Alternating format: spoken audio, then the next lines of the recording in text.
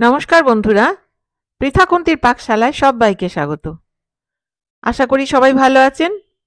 আজকে আমি করলাম ভোগের বাঁধাকপি। তাহলে চলুন আর দেরি না করে দেখিয়ে দিই রান্নাটা কি করে করলাম। এখানে আছে একটা মাঝারি সাইজের বাঁধাকপি, যেটা লম্বা করে কাটা, সরু সরু লম্বা করে কেটে রেখেছি জুলিয়ান করে। এখানে আছে দুটো মাঝারি সাইজের আলু, এরকম ছোট করে কাটা।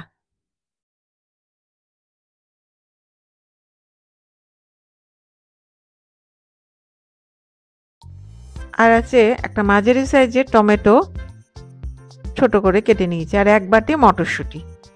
বাকি উপকরণগুলো আমি রান্না করতে করতে দেখিয়ে দিচ্ছি।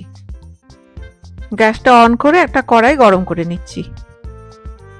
কড়াইটা গরম হয়ে গেছে, দিয়ে দিচ্ছি 1 চা চামচ গোটা জিরে, দিয়ে এটা ভেজে নেব, ড্রাই রোস্ট করে নিচ্ছি স্লো ফ্লেমে, যতক্ষণ পর্যন্ত না ক্র্যাকেল হচ্ছে, চিটচিট করছে আর সুন্দর গন্ধ বেরোচ্ছে। এটা হয়ে গেছে, এবার এটা আমি তুলে নিলাম গ্যাসটা বন্ধ করে দিয়ে, না হলে এটা বেশি পুড়ে যাবে। গ্যাসটা আরেকবার অন করে দিচ্ছি, দিয়ে দিলাম দুটো শুকনো লঙ্কা। যারা বেশি ঝাল খাবে তারা আরও কয়েকটা শুকনো লঙ্কা দিতে পারে তাদের পছন্দ মতো। দিয়ে এটাও ড্রাই রোস্ট করে নিচ্ছি। এটা হয়ে গেছে, এবারে আমি তুলে নিলাম। এইবারে এই জিরে আর এই লঙ্কাটা একসাথে গুঁড়ো করে নেব। গ্যাসটা অন করে একটা কড়াই গরম করে নিচ্ছি। কড়াইটা গরম হয়ে গেছে, এবারে দিয়ে দিচ্ছি আমি 3 টেবিল চামচ সর্ষের তেল।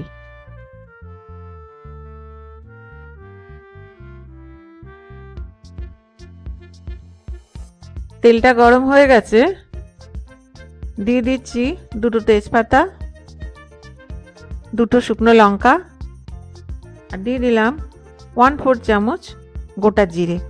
দিয়ে এটা নেড়ে নিচ্ছি কয়েক সেকেন্ড, ক্র্যাকেল হওয়া পর্যন্ত।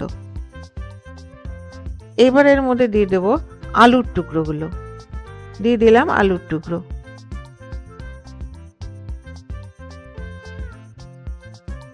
দিয়ে এটা গোল্ডেন ব্রাউন করে ভেজে নেব।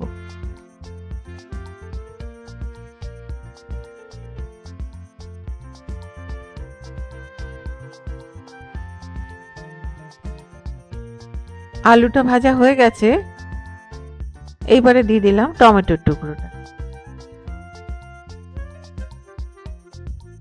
1 চামচ আদা বাটা, 1/2 চা চামচ জিরে গুঁড়ো,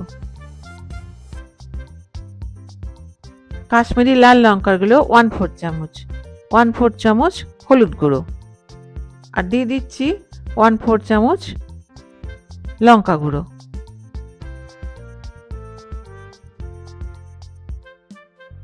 আর দিয়ে দিলাম সামান্য পরিমাণে জল, যাতে মশলাটা পুড়ে না যায়। দিয়ে এটা ভালো করে কষিয়ে নিচ্ছি কয়েক মিনিট।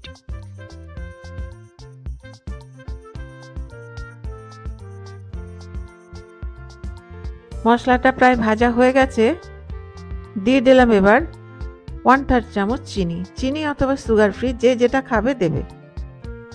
দিয়ে এটা একটু মিশিয়ে নিচ্ছি।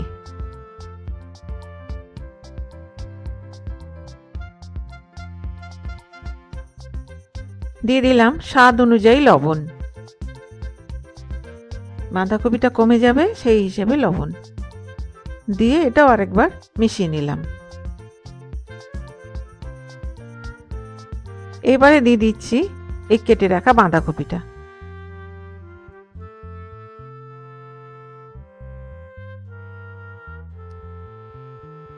দিয়ে ফ্লেমটা একটু বাড়িয়ে দিলাম, দিয়ে মশলার সাথে মিশিয়ে দিচ্ছি।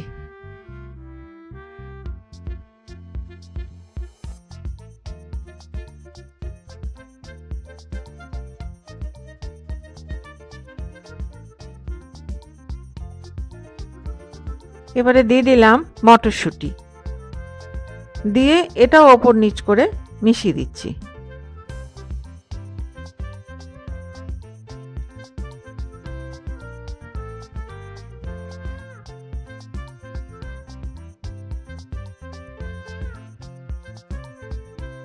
এবারে এটা ঢেকে আমি কয়েক মিনিট রেখে দেব, জলটা বেরিয়ে আসা পর্যন্ত।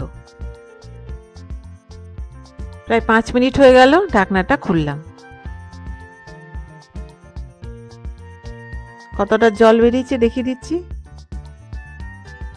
বাঁধাকপিতে তো আর এক্সট্রা করে জল দিতে হয় না, বাঁধাকপির জলেই বাঁধাকপি সেদ্ধ হয়।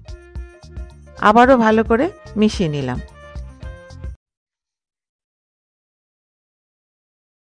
মেশানো হয়ে গেল, আরও একবার ঢেকে আমি কয়েক মিনিট রেখে দেব মিডিয়াম ফ্লেমে। প্রায় 7 মিনিট হয়ে গেল, ঢাকনাটা খুলছি। ফ্লেমটা মিডিয়ামে আছে, দিয়ে এটা খুব ভালো করে আবার নেড়ে নিচ্ছি।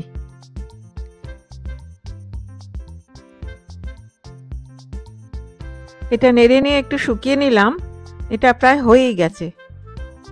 এইবার এর মধ্যে দিয়ে দিচ্ছি আমি গরম মশলা বাটা। এর মধ্যে আছে 2 ছোট এলাচ আর 1/2 ইঞ্চি দারচিনি, ব্যাস আর কিচ্ছু নেই। এটা দিয়ে দিলাম, দিয়ে এটা মিশিয়ে নিচ্ছি খুব ভালো করে।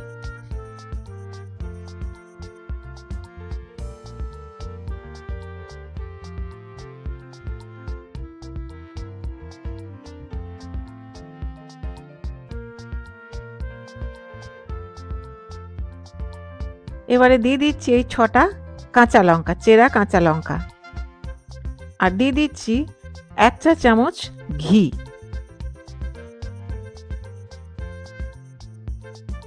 দিয়ে এটা খুব ভালো করে মিশিয়ে নিচ্ছি।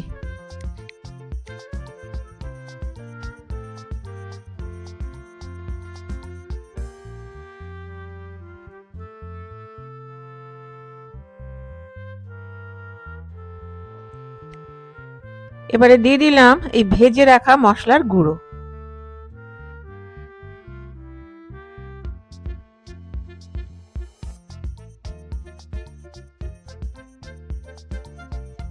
দিয়ে এটা মিশিয়ে দিচ্ছি।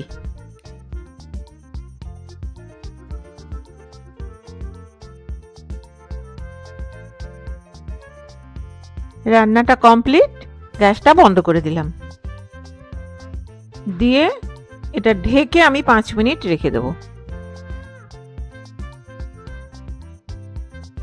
5 মিনিট হয়ে গেল, ঢাকনাটা খুললাম। খুলে এবার একটা বাটির মধ্যে আমি তুলে নিচ্ছি।